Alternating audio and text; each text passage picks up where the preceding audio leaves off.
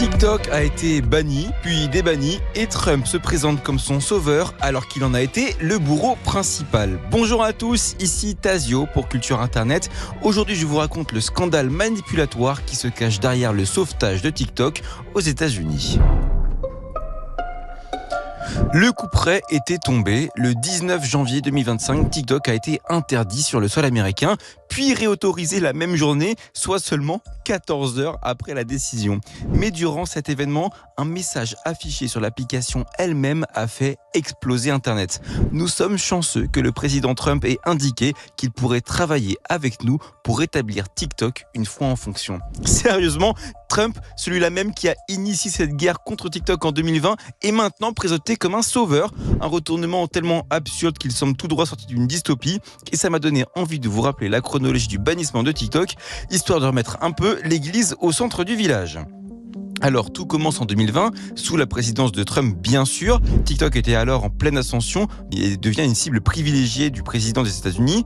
Les accusations fusent, espionnage pour le compte de la Chine, collecte abusive de données et même influence sur l'opinion publique américaine. Trump, dans ce contexte de tensions commerciales croissant avec Pékin, fait de TikTok en fait une espèce de symbole de la menace étrangère. Il exige que ByteDance, son propriétaire chinois, vende ses activités américaines à une entreprise locale. Mais cette demande, elle est immédiatement rejeté par Pékin qui dénonce une tentative de pillage économique. Les rebondissements judiciaires s'enchaînent. TikTok s'attaque à l'administration Trump, arguant que cette mesure n'est qu'un coup politique. Trump, à l'approche de l'élection présidentielle, lui voilà une opportunité de rassembler son électorat conservateur. Et entre-temps, les utilisateurs américains se mobilisent, dénonçant une atteinte à la liberté d'expression. La pression, elle finit par monter, mais l'élection de Joe Biden en 2021 suspend temporairement les hostilités. Cependant, Biden n'abandonne pas l'idée d'encadrer TikTok. En 2024, après plusieurs propositions de loi, une mesure bipartisane est enfin adoptée. TikTok devra cesser ses activités, à moins que Biden ne cède l'application comme c'était prévu à la base. La plateforme refuse et la date fatidique, elle est tombée au 19 janvier 2025. En attendant, TikTok tente de jouer sur tous les tableaux, lobbying intensif, négociations discrètes et surtout mobilisation de ses utilisateurs à travers de nombreuses campagnes virales.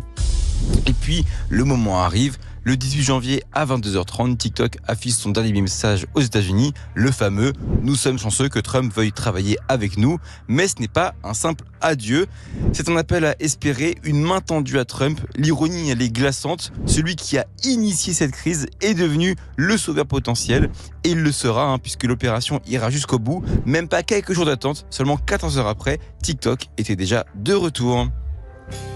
Ce message de TikTok a été un coup de communication magistral. En quelques lignes, l'application parvient à renverser la perception publique. Mais ce jeu de manipulation, c'est pas nouveau. TikTok rejoint simplement ici les rangs des géants comme Meta et Twitter qui n'hésitent pas à s'allier à des figures politiques controversées pour préserver leurs intérêts. Cette stratégie de ralliement à Trump est à la fois brillante et profondément inquiétante. Comment peut-on oublier que c'est précisément Trump qui a lancé cette bataille ? C'est lui qui, en 2020, a présenté TikTok comme un danger national et pourtant, des millions d'Américains ont espéré son retour rapide au pouvoir uniquement pour récupérer leur plateforme préférée. Ce retournement révèle un mal plus profond, celle d'une mémoire collective fragmentée et manipulable. Le paradoxe, il est total.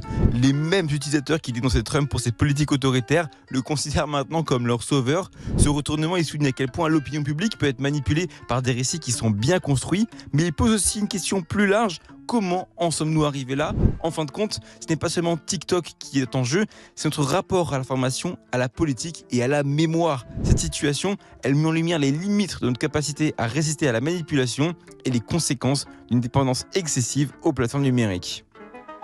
Ce qui se joue ici, ça dépasse TikTok. C'est une histoire sur le pouvoir des récits, sur la manière dont les plateformes numériques et les politiciens peuvent modeler la perception du public et la vérité. Trump n'est pas un sauveur, il est l'architecte de ce bannissement. Et pourtant, grâce à une simple phrase affichée sur un écran, il est parvenu à incarner l'espoir d'un retour. Cette situation est une leçon sur les dangers d'une mémoire collective défaillante et d'une dépendance excessive aux plateformes numériques.